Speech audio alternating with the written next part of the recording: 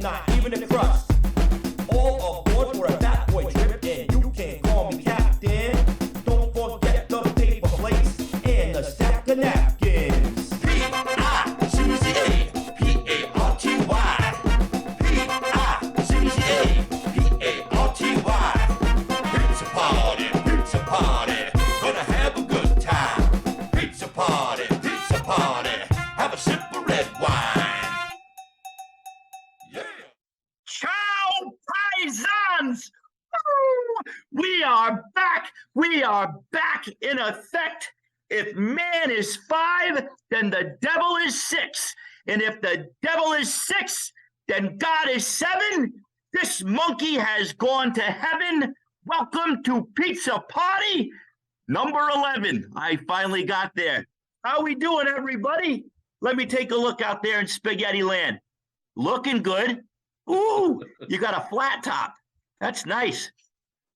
Smelling good. All right, everybody is doing nice out there. Somebody's using some pert. I haven't smelled that in a while. Your hair's nice. All right. Oh, it's so good to be back with all of my friends. It's been quite a time since I've seen you last. I had good news. I got a goodie.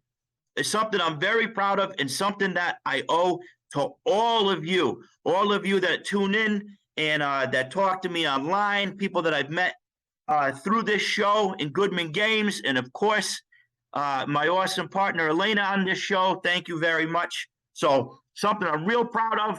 My mom's going to hang it up on her refrigerator, and all the yachts are going to talk about it. So nice to see everybody in the chat, chatting it up. We got a show tonight. Woo! And man, this calzone is just overflowing. It's all over the table. The dog's eating it up off the carpet. There's so much good stuffed into this thing tonight.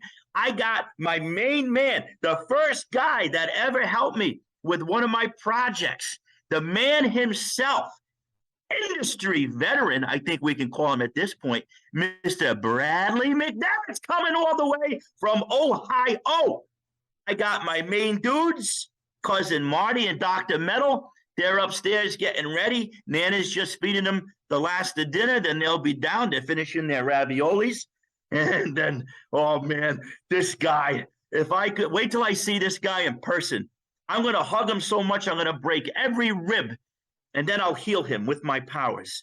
The one and only, the man of 1,000 projects, 1,000,000 great ideas, and an all-around good human. Ooh, Levi Combs is with us tonight. We got everybody. Because you want to know why? No big deal. But it's my birthday show. I turned 43 yesterday. All right? I beat the Reaper one more time. You didn't get me yet. All right? You'll never take me alive, Reaper. Oh, that's kind of, yeah. That's how that works. Okay, anyways, let's transition before the night gets away from us. Let's enter the crypto pool. What things can we find in the Mozzarella mausoleum that will inspire us as we go forth on adventures in the greatest role-playing game in the world, Dungeon Crawl Classics role-playing game from Goodman Games? Boom, pow, right in the kisser. We're off to a good start. You smell the gunpowder? I'm full of antibiotics and Red Bull. We're going to have a blast. All right, so let's get a little Sonic. Let's get a little bit weird. Yeah, we'll do some little background, some ambiance, if you will. Here's something I picked up from the Goodwill. It was a good digging day. Right here, my main man. Look at this, Martin Denny Exotica. Oh, nothing better than coming home from the coal mine, putting your feet up, pouring a little grape Welch's, and escaping to the pleasures of 1960s faux Polynesia. All right? Man, nothing beats this. This is some cool stuff. You got all sorts of vibraphones and cool percussion. You got parrots squawking in the background. Oh, man, put on the black light. Forget about it. Let all your troubles go behind you. Really, really cool stuff right here. Martin Denny Exotica for all you tiki aficionados out there. And then, this is just a classic. I actually stole this one from my wife. She's got a great ear as well. 'Tis the season. It's not over. It's never over. All right? I hope you had a good one. I had a blast. I hope you did too. And I'm still living it. We didn't take down the ghouls in the front yard. We're going all season. All right. I'll throw a Santa hat on that zombie. He's staying out there. I paid good money at Lowe's for that. Halloween horrors. What a great soundtrack. Creepy, creepy, creepy. Now, what I like about this is you get a story on the first side. All right. Little spine tingler. Great, great narrator. But the back is what really gets me. The sounds of, I love how they sell you this. The sounds of Halloween and other useful effects. So they know right away their audience, that whoever buys this is also going to find other uses for it. Oh, good. Oh, so it's not just the story. I get useful sound effects too. Maron, these people are awesome. Yeah, this is great though. I can't get enough of this stuff. The tapes, the Halloween screams. You just play it over and over again all year long. Forget jingle bells. I want dragon chains and screams down in the basement, right? Are you with me, friends? Halloween is forever. That's right. All right. Very good. And then I talked about this guy. I think it was like the first episode, which was about 60 years ago, it seems. But I'm going to bring him up again because I got another album as his right here. You know it. I love it. Slasher Dave, Spook House, for fans of John Carpenter. 80s horror soundtracks. I'm not talking Goblin. There's a little bit of that. We're not talking Italian. We're talking straight up VHS rental Saturday afternoon at your stepmom's condo. You know, this is the stuff right here. You know what I'm talking about. Spook House. Once again, just background music, cool synths, lo-fi drum machines. It says it all. You can get this stuff. This is current. This one is on Bellyache Records. I don't think this one comes with a mask. The first one came with the monster mask. So I told you about that one. I think it's like what was that one called? Like Tombs of Death. I don't know. Look them up, Slasher Dave. Then I brought up Exorcisms, which is great soundtracks to neighborhood exorcisms. And here you go. This is his first one, Spook House, which is Chef's Kiss. There you go. So that's that. What else do I got all sorts of crazy. Oh, man. Come on. Back to where it all started. How about this one? Can we talk about this, please? Intrigue at the Court of Chaos. Another one you don't hear enough about anymore. Why not? It's amazing. Wake up. Intrigue at the Court of Chaos by my man, Big Mike C. Mike Curtis is in the house with this one right here. This is probably, when I jumped into DCC, probably like the second or third module I got after Sailors. This changed the game. This is like, oh, if I wasn't in, I was in already. But this one actually, literally, scientifically seeped into my blood, got to my brain, and even made me a little bit twisted. This is like nothing you will ever read. I have not had the opportunity to play this. So coming from me, this is just reading through this as a game module, as a piece of fiction. Oh, my own. Intrigue at the Court of Chaos, the Yolkless Egg. I'm not going to spoil anything, but what I want to do is I just want to read like this first thing, and this tells you the whole thing. All right. Intrigue at the Court of Chaos is different than any other adventures in that it is designed to explicitly test the characters' loyalties to not only their gods and alignments, but to each other as well. It's possible that one or more PCs choose to betray their fellows towards the adventure's finale. That is what the host of Chaos is anticipating after all. Come on, it's Chaos.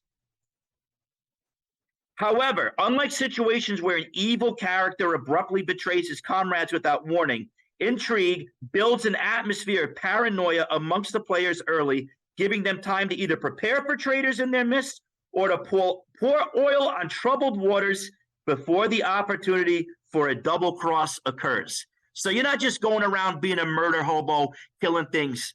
This is improv. This is getting in the thick of it. This is shaking it up. You might lose a couple of friends or two, but if you provide the right snacks, they'll come back. Highly, highly recommend. Woo! Check this out. Look at the art too. I mean, come on. Beautiful. You're not going to find that in any other game line. Chef's Kiss of the month. Intrigue at the Court of Chaos. Check that out on the Goodman site. Look at all my friends out here. How you doing, everybody? Nice to see you all. Yes, yes, yes.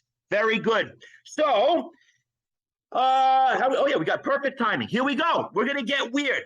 All right. This is jam-packed. I got a syllabus. We got to stick to it. We got to get it all in because we're back to back. We're bookended here. Pretenders to the Throne is right after us, an actual play. So I want to give them respect, but I got a lot of things to show you. I'm talking fast tonight. It's the Red Bull. It's the excitement of a Carvel cookie puss running through the veins. Hi, I'm Tom Carvel, and I'm inside of Joey Royale, and I'm taking over for the next 45 minutes. All right, that's for your East Coasters up there, the tri-state area. God rest his soul, Mr. Tom Carvel. You ever have a cookie puss? It'll change your life. All right, my wife, God bless her, she puts up with all this insanity. She's a wonderful person. She got me this for my birthday. Can you believe it? What says Joey Royale? More than Garbage Pail Kids mixed with tarot cards. Uncle Marty is going to have a field day with this one. Ooh, boy. Let's do it. All right? Everybody, I just shuffled them. I haven't even done a reading of my own. This is a clean deck. Everybody, put all your powers together. I feel like Neil Diamond. Put one hand out because that's what it's there for. Touch that hand. Put your hand right up to the screen, brothers and sisters. And the other hand goes on the stack of Garbage Pail Kid tarot cards. And we're going to feel the energy. We're going to feel the cookie puss. Hard times, brother. Hard times, Ric Flair. Here we go, Mr. Jack Tunney. Put your hand up to the screen. Boom, we're going to pull the card right now. And what is it? I haven't even looked at these yet. We're going to experience together. Oh, man. Here it is. 3 of Wands with my main man, Adam Bomb, staring out in the apocalypse. What do you think it's going to mean? All right. Beautiful art on these, by the way. I mean, we can laugh at all that, but, man, this is a piece of art. Reaching out. Lou, I love you, baby. How you doing?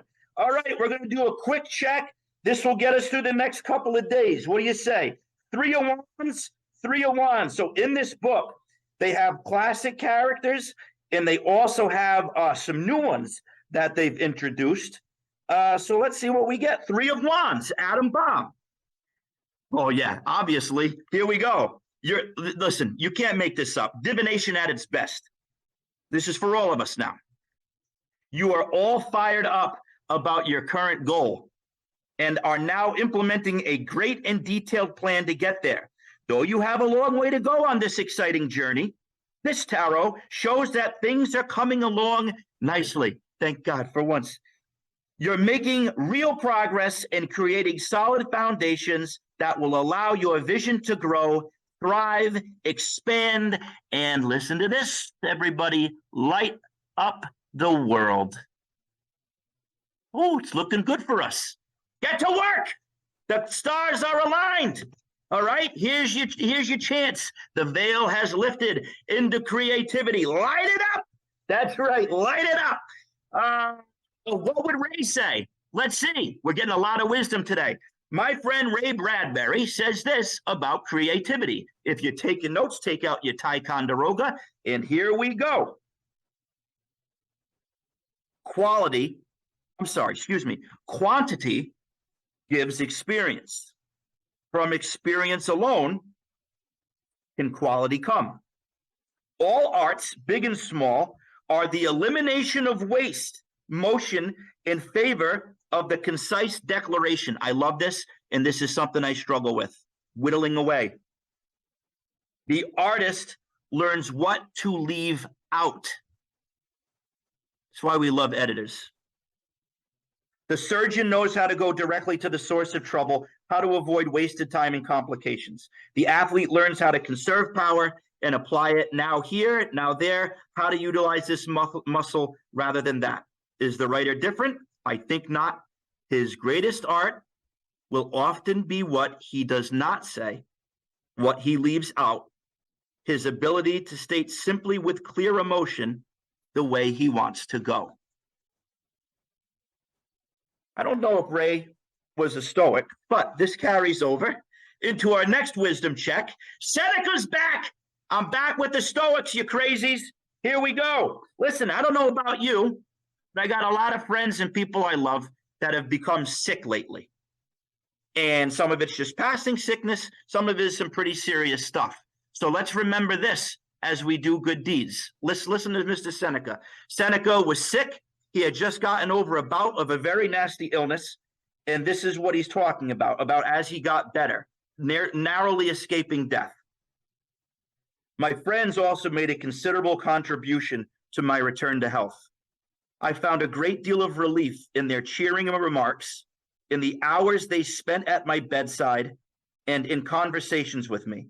There is nothing quite like the devotion of one's friends for supporting one in illness and restoring one to health, or for dispelling one's anticipation and dread of death. I came to feel that I could not really die when these were the people I would leave surviving me.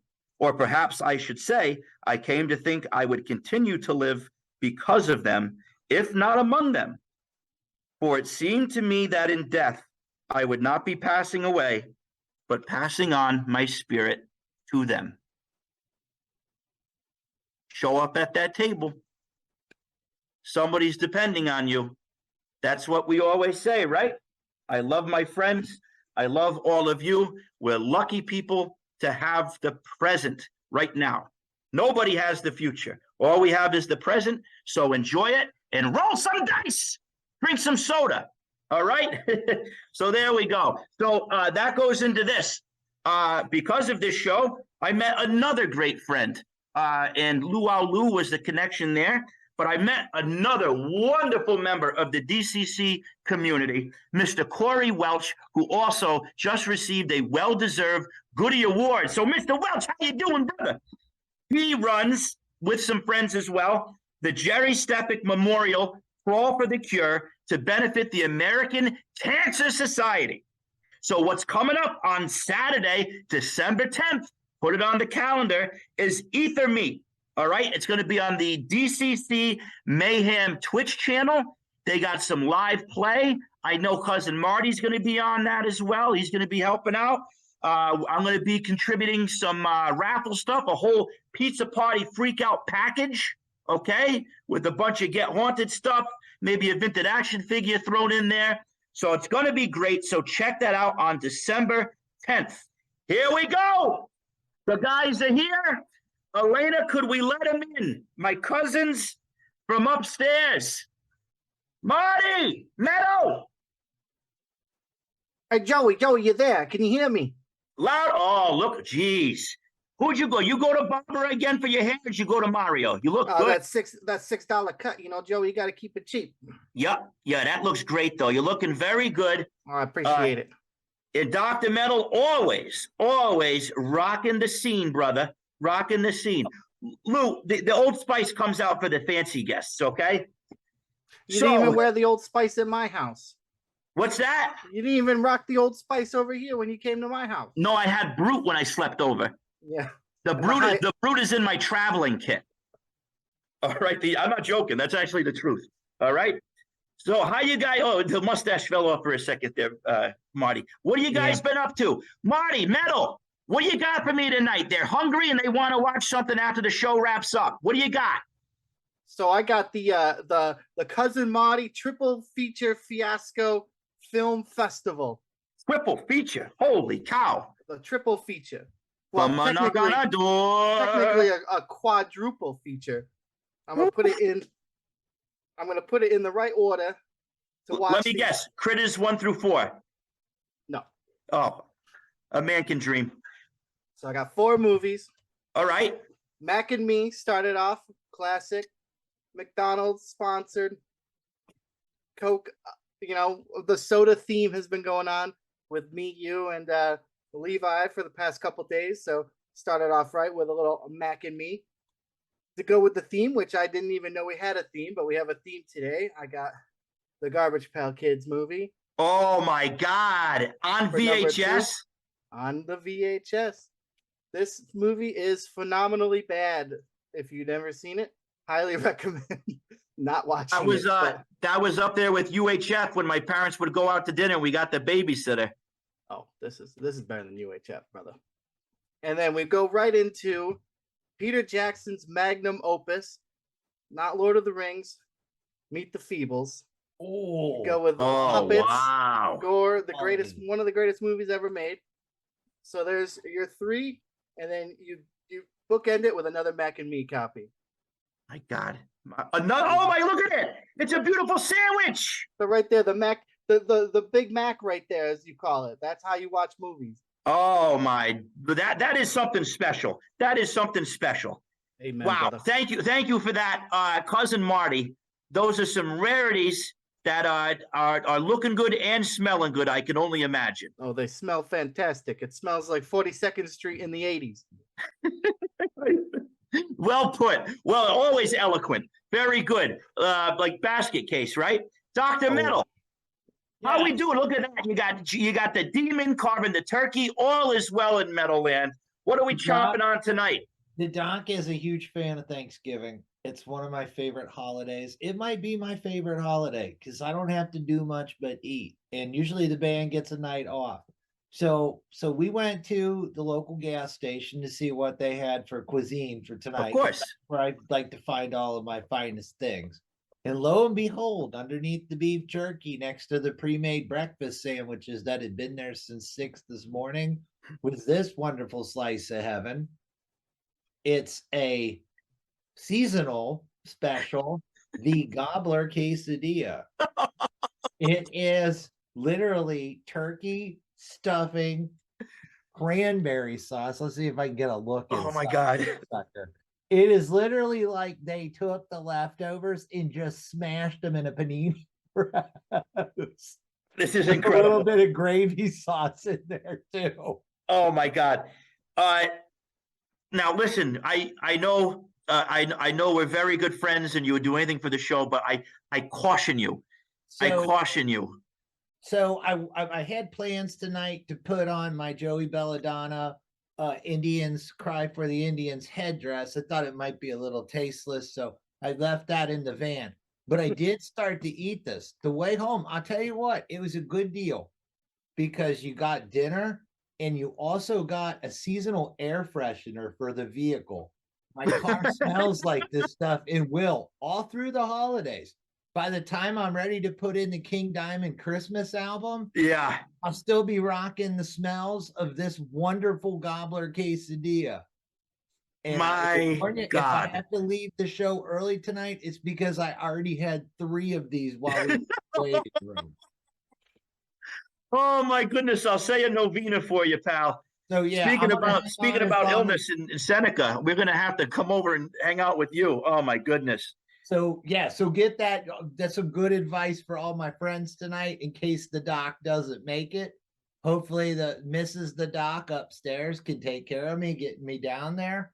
But I want to hang out because some of my favorite people are here tonight. I got all my stuff to get autographed. I've got this thing. Oh my goodness. I got this thing. Hopefully they're still available on the Goodman store. Tell them what it is, Dr. Metal. It's the Brad McDevitt classic dungeon crawl art folio.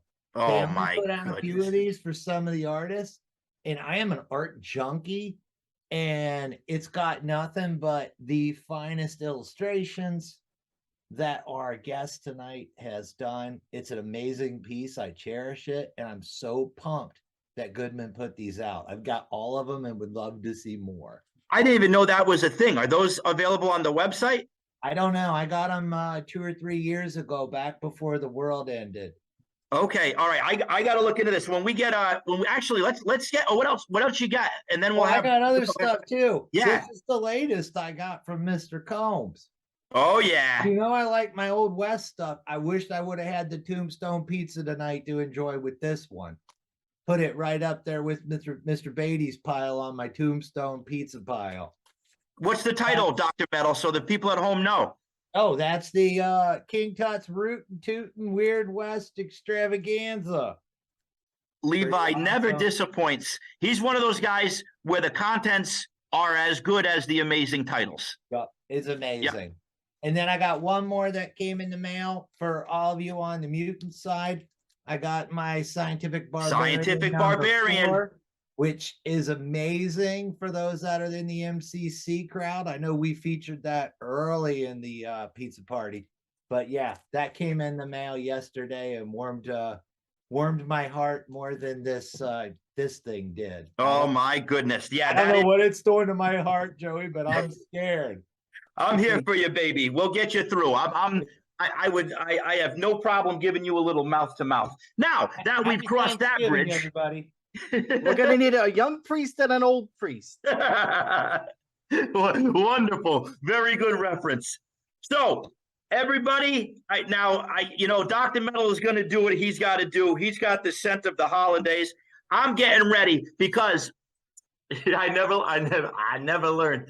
Even my mask is blowing up. This stuff is powerful. It's been sitting down here, and I swear in my mother's eyes, this stuff is fermenting and getting stronger every week. Woo! All right, I'm not even messing around now. This stuff is starting to hurt. So it's time to. I like the smell. Do you ever smell Old Spice? It just smells like trust.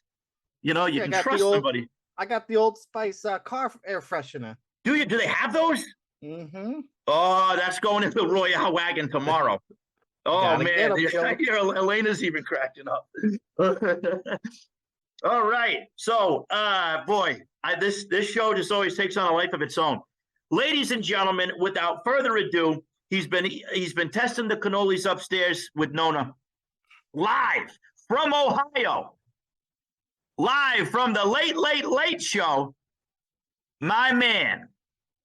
One of the we'll get into it in a second. I can't kiss this guy enough on the cheek. Bradley McDevitt, welcome to the Pizza Party Paisan. Welcome. Thank you.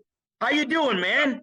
And Doc, I've got to say, until I became a full-time artist, I worked at a pizza parlor for the better part of a quarter of a century, and no one ever ordered turkey on a pizza. So I'm really scared for you, dude.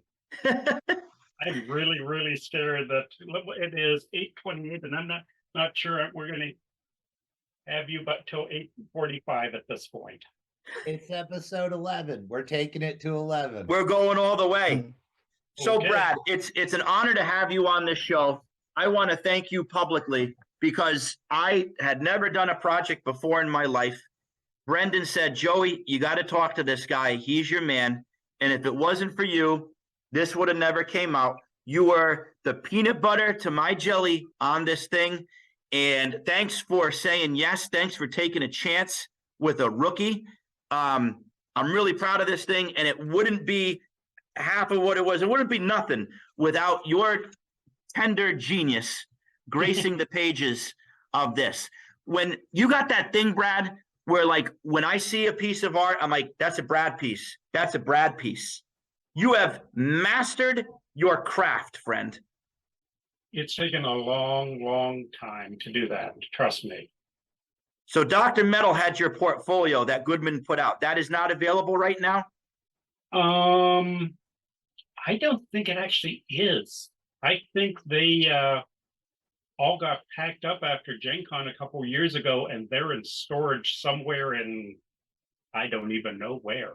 All right, we're going to do some digging because that has to get out to the masses. I thank you for reminding me. I had almost forgotten that they were out there.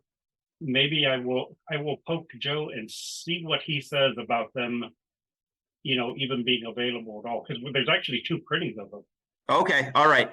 Well, now one- that I got $1 billion burning in my pocket from my goodie, I want to spread the wealth. So get some of those out there. I want to get it. Look at this, everybody. This is one of my favorite drawings. This is an original piece. As you can see, it's wrapped in plastic, just like Laura Palmer herself. Signed by the dude, fresh off his Etsy page, where you can get original McDevitt art at a very, Bradley, 2 reasonable prices. Go to look it up, Bradley McDevitt art, right? Brad McDevitt Art Store, I think, is the name we gave. So All right. yeah, We'll put it in the show notes. But folks, support this amazing artist, a living legend. And there's tons of stuff. There's stuff. You are, Brad. You're a living legend. You make me sound like the Loch Ness Monster or something. Oh, well, if you're down with that, then I'm down with that. Definitely a plesiosaur. I'm not going to even talk about anything else. It's a plesiosaur. It lives. It's still alive. And he almost ate St. Columbus. The Jersey Devil, but that's beside the point. So just, synchronicity. I was at my local gaming shop, the Citadel Game Cellar in Okay. Groton, Connecticut, a classic place, ladies and gentlemen. Place has been around since the 70s. There's so much stuff. It's you bump into stuff.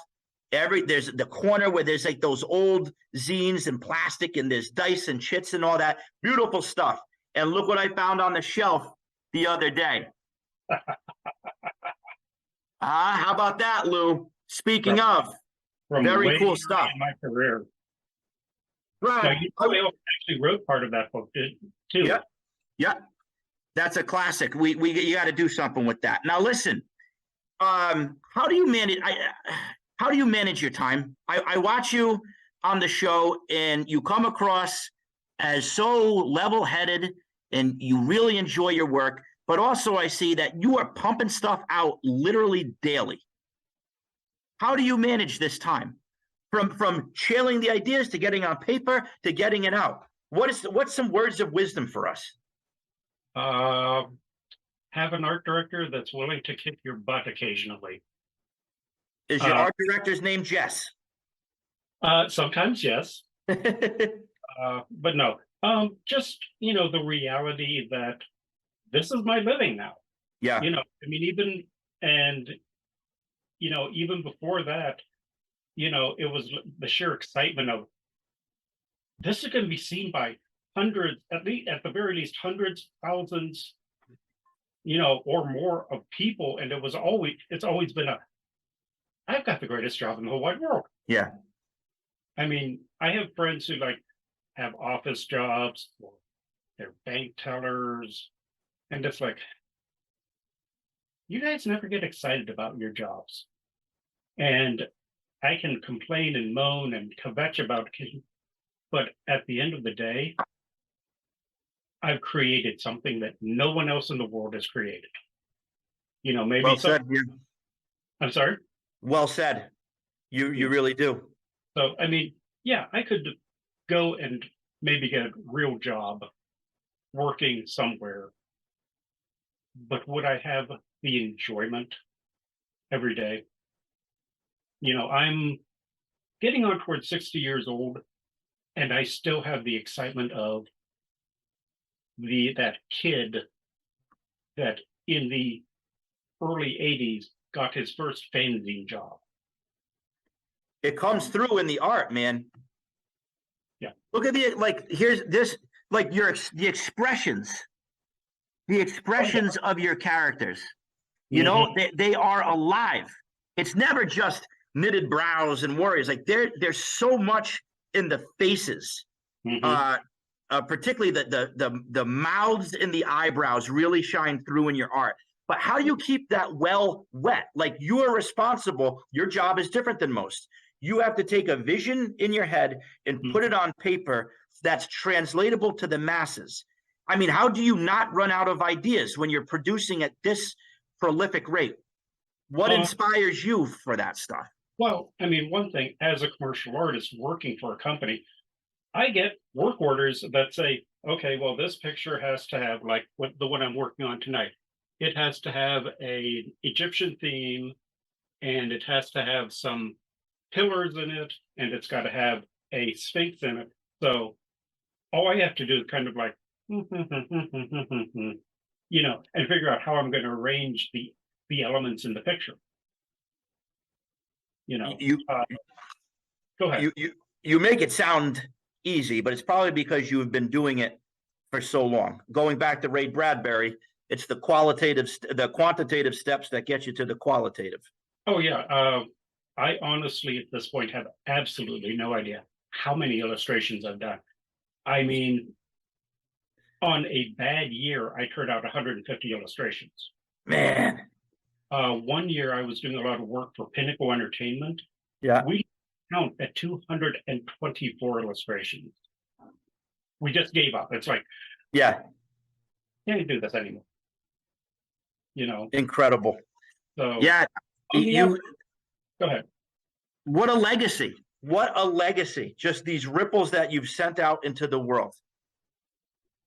Yeah, it always makes me feel very good when I do get that occasional you've inspired me to pursue my artwork. It's like, what better thing to say to an artist? You know, you've inspired me to become an artist myself. It's like, Yep. It's generational. mhm.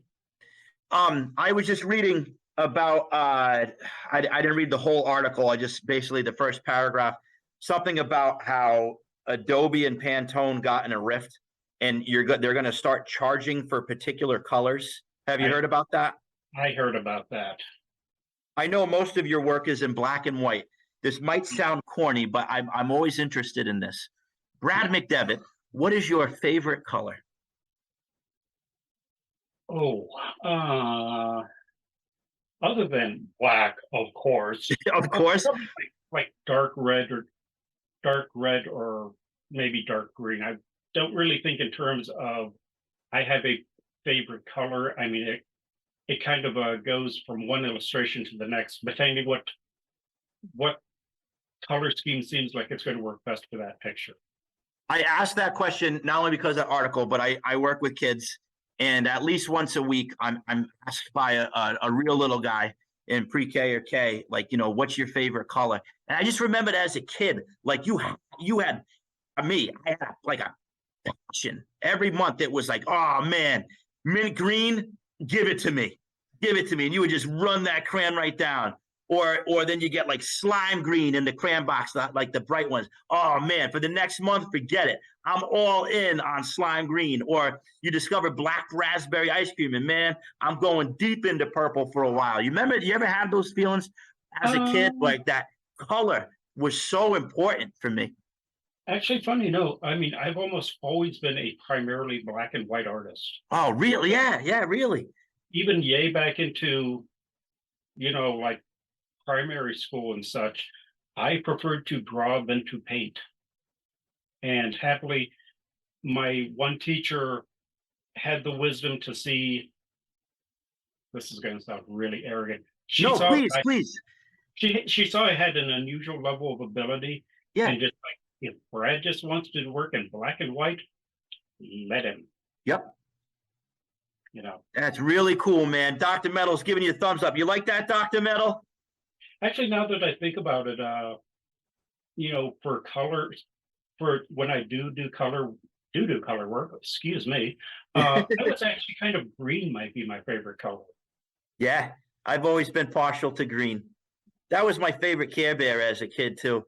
So I think that has something to do with it. Yeah, man. I know it's a weird question, but like being around kids, it made me think back to the old days, like when that box of crayons was so special. But you're a unique breed, man.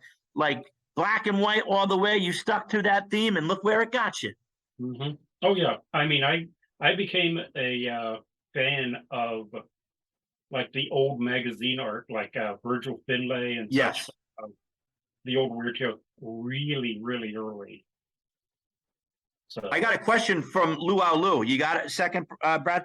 As a writer, I often get sick of my own voice in my work. As an artist, does that happen with your art? Do you ever try to draw outside of your own style for such a reason? Nice job, Lou. Wow, that is actually a legit question. I think at this point, I'm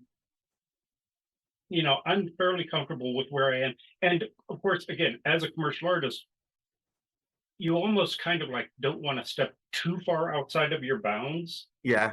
Because, if your art director expects a certain look from you when they give you a job. If I suddenly start drawing like, Alex Nino or something like, they're gonna be like, this isn't what we hired you for.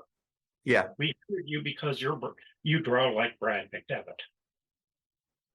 Yeah. That's, I mean, you are a person, but at the same time, business wise, there's the Brad McDevitt brand style, right? Yeah. Yeah. I mean, now sometimes if I'm doing something for myself, I'll try and make a conscious effort to like, okay, let's break the bounds a bit. But that's something I'm just doing for myself. And if the fails, no one's going to be going like, excuse me, we need some redraws here. Yeah. Lou, thank you for that. Thanks for classing up the joint. You're asking these important questions, and I'm asking Brad McDevitt what's his favorite color. So thanks for polishing that up for me, brother. So that's great. That was a real good question. Yeah, it certainly is. If is there anything in particular right now that you want to share with the audience while you have them, stuff you're working on, or any Brad McDevitt news? Give me just a second and I will see if I can find something that I just finished the other day. How's that sound? As he steps away, I love looking into his home. Can you just imagine what history is in those boxes? Don't you just want More to than jump you- through the screen and rip? Oh, he can hear us. I was going to say, if we could just go through the screen and rip through those boxes and see what's in there. Treasure, friends. It's just filled with treasure. Look up on the wall. There's original art taped up there. There's even a color one. Oh, he's Actually, coming those are back. all just- He's going to know our actually, plans. those are Everybody all be just cool. Be printouts. cool. Oh yeah. And that's why they invented sherbet, everybody. Yeah.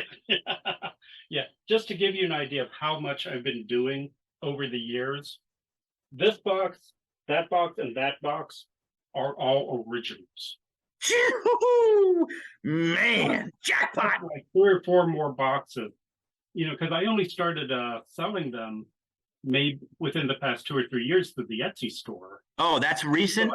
So I've got stuff from all the way back to my work at Game Designers Workshop, Pinnacle, my old VASA Battletech stuff. Oh, Yeah. Man. I know I'm sitting on a landmine. I mean, A gold. a I landmine. went to a club like that once. No, a gold mine. You're definitely sitting on a gold mine. And be careful, because cousin Marty, if he comes knocking at your door, be careful. He might try to trade you some shag rug for some gold. I Okay, already got myself a. I just bought one off the old Etsy shop there. You really? Joey. oh, cool. Thank you. What'd you I- buy, Marty? Which one? I got well, I'm an outsider RPG guy, so no fantasy stuff. I got Metamorphosis Alpha art on there. Phenomenal Awesome. Okay. All right, Marty. All right. game. I will see if I can get that out the door to you tomorrow. No, take your time. Got a delivery. I've got some Etsy stuff I've got to send out tomorrow anyhow. That's already all boxed up. So Yeah. rather than making 2 runs to the post office, Yeah, I'll that just makes sense. put it all in one. Marty, you got to bring that on the next show, all right? Oh, The doc just bought one too, and it's got his eye on another one. Well, oh my goodness, this is wonderful. This Like is a like whole QVC. shopping This is like network. QVC right now. All right, ladies and gentlemen, and next up, this is what Brad, the whole crew's buying all your stuff. Hey, keep going, keep going. Get in while the getting's good. I was trying to figure out how to afford buying stuff for Jess for Christmas, and now I know. Oh, you're gonna get. They're gonna be knocking down the doors, knocking down the doors. Just open Okay. up that box. I got more friends Yeah, with us. Well, what do you got right there? This is for $50. number 24. Hold on. And- Oh my goodness! Ooh, that's awesome. That is Thank you. dope. And then this is for later on in the same adventure. They're fighting I think it's called an ice demon, ice devil. Oh, like an ice method? These are Oh, beautiful. Devil. An ice Yeah, devil. that is so. I want that on my van. Yeah. Are these going to be in DCC Adventures? Yep. No, for 5th edition fantasy stuff. 5th edition fantasy. Okay, cool. Awesome. And beautiful stuff, man. So everybody out in Spaghetti Land, check out that Etsy. I think. Oh, hey, Jess is here with us too. Jess put the link in the Etsy shop for Thank you, Brad's hon. stuff. So check that stuff out. It's beautiful stuff. Brad, you gonna hang out for a little bit? Of course. All right, cool. Because I got one of my new best friends with us tonight. Oh man, this guy. I gotta put on more old. Whoops. A little That was- Freudian slip there, Joey. That was the Elmers. Hey, but yes, it is a Freudian slip because, ladies and gentlemen, Brad Levi, where are you? Is he in? Oh, man, look at him. You're muted. Hey, there you go. Hey, You smell the Dracar Noir? oh, I Ding, smell the Jacquard Oh, Noir ding. coming there, Black Belt Dracula. Levi was a part of an amazing Weird Heroes of Public Access game last weekend that I did with Cousin Marty and Dr. Metal and Hambone, John Hammersley. We had a blast. Unfortunately, once again, the curse of WHPA strikes and the stream didn't work. It shut down. But yes, Brad did do the art in Darkest Dice, Garrett. But my friend Levi is here tonight. I love this guy's brain. I can't wait to put it in a jar, hook up wires to it and into my head so I can be half as cool as this guy. What this guy has done for the gaming community is unbelievable. Not only is he prolific, but he is inspirational. Once again, quantity and quality. And today, amongst other things, he is here for our Stat It Up! One of my favorite statted up things we have gotten so far. Here's my little shrunken head that I talked about last month about using tissue paper and Elmer's glue to I love it so corpseify much. some dollar store skulls. And today, he is here to talk to us. As soon as I saw the name, I knew that, oh my, it just struck me. Dinky Jib. All right. This is now known as Dinky Jib, which has a special place in my heart because I swear in my mother's eyes, I had a goat named Dinky. Growing not up, surprised. I knew that was coming. I had a goat named Dinky because at the time I was in love. It was one of my phases of one of my, how do I say this? I've been in love with Winona Ryder through multiple phases, but this was from Welcome Home, Roxy Carmichael, a great movie from 1990 where she plays a girl named Dinky. All right. But there was also this book I liked as a kid called Dinky Hawker Shoots Smack. Really great young adult book. If you've never read it, it's great. It's not, the title is not really lined up with the content, but whoo, that flies off the shelf. So anyways, talking about shrunken heads, I got to I'm on the tangent train, Bri. All right, Levi, The how you best doing, train to be buddy? on. I'm good, man. How are you? How's the family? Great. Yeah, we just got back from dinner a little while ago. So You have? Yeah. What's that? What'd you have for dinner? Yeah, so you guys were talking like Dr. Metal was talking about the quesadilla. Yep. With so our local pizza joint, they do a new pizza every week. And this week it's the green bean casserole and turkey pizza.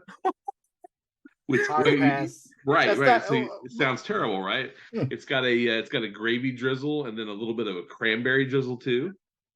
And you think, oh my God, that sounds terrible. Not that bad. Oh, I'm Honestly, willing to try. not that bad. I mean, you'll try. I'll try anything once, but I mean that's not pizza. Well, no, of course not. It's like they have macaroni and cheese pizza sometimes. Oh, not all. pizza, but it's like a gimmick. And yeah, it honestly not that bad. Not that bad. Well, I trust you. Yeah, I'd get in the van with you. So not something that I'm going to be eating every week, but one slice, all right. Yeah, it's like that Jones, like the Jones gravy soda. Ugh. Do they have like those little De Kuipers, like crispy onion things on the top that Andy? Yes. Oh yeah, that is good. Yeah, That's worse than Olive Garden, Joey. Hey, when you hear your family. And I'm still on probation about that Olive Garden threat. So no disrespect to Mr. Olive Garden. Oh, my greatest experiences in streaming. The false threat against the Olive Garden. Oh my God! Thank God he didn't get swatted for that one. Hey, Almost. Brad, what are you sipping on over there? What's the soda of the day? Oh, just Diet Pepsi. Oh, okay. All right. We had a big offline discussion about soda throughout the week as we're festive people. We like to celebrate with the finer things in life with the, gravy soda, the the Bo Derek Tops gum from 1974.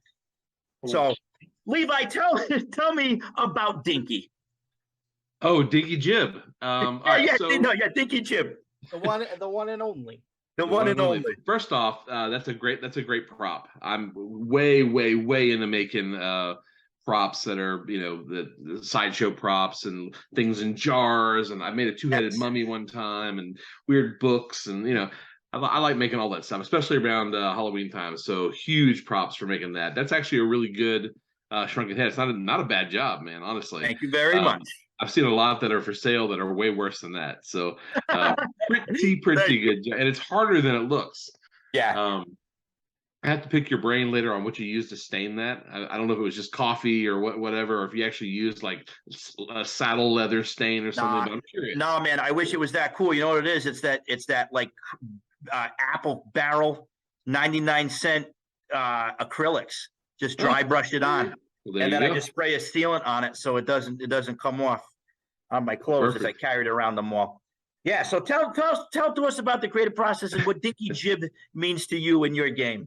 Well, so the creative process will not surprise anybody who knows me, but I was having a couple afternoon beers at a local place here, and I had left and was in the parking lot when I got your text, and it was just a picture of the head. Yeah. I was like, "Hey, you want to stack this up for for the show?" And I was like, "Sure." So I just set my car and I blasted it out like straight stream of consciousness, just blasted it out and just wrote it. Yeah, so that's how you got that. It's a little strange, but the name Dinky Jib was that was actually my very first DCC character. Going through the funnel, I had a bunch of jibs. There was Stinky Jib and Blinky Jib, and Dinky Jib was the one who survived. Oh, well, thank God he did. So what does Dinky Jib do? So when you started it up, you did a whole thing, man, and it was robust and it was beautiful. And I'm gonna put it, if you don't mind, I'm gonna put it up on my Facebook page tomorrow. Yeah. I'm gonna start doing a retrospective, everybody. I know I want to put it in a zine, but in the meantime, that'll probably be in January. I'm gonna be sending a bunch of stuff to the printer, but giving them a lowdown of what Dinky Jib can bring to the table. Well, I just remember when I was writing it, it was wasn't he a porter? Like he was like a henchman of some sort, and he runs afoul of these kind of like a-hole adventurers, evil adventurers who end up sacrificing him. They leave his body in the snow. Yeah, honestly, you'd probably be the better person to talk about it. You give a bio about Dinky Jib, what he did in life and how he met his end. I'm going to jump to what this does. The mummified head of Dinky Jib can be made to speak, and when it does, it often possesses information beneficial to those around it. Legend lore, but only when it chooses to do so, and then only when cajoled and fed rum once a day. Of course. I mean, this is Levi talking here. You gotta give us walking into a bar and you see this guy sitting there, and then you just meet randomly Levi Combs, who is statting up a shrunken head. Will forever live in my mind. That's a Coen Brothers film.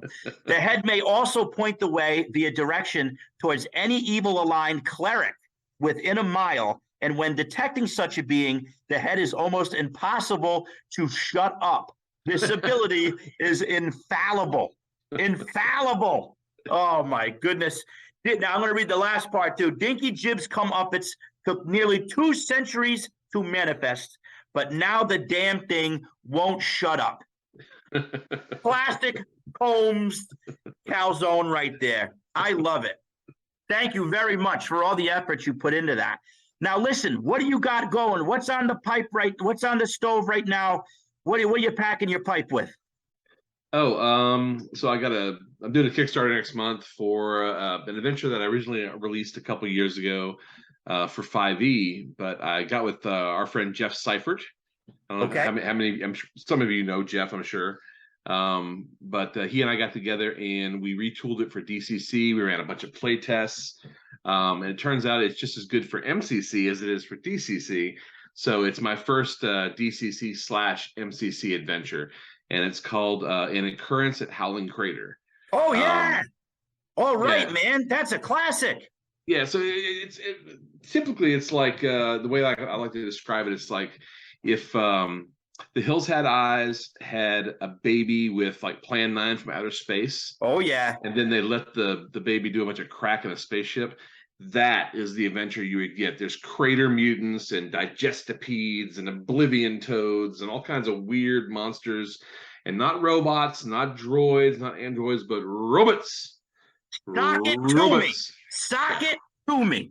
Well, we'll check that out.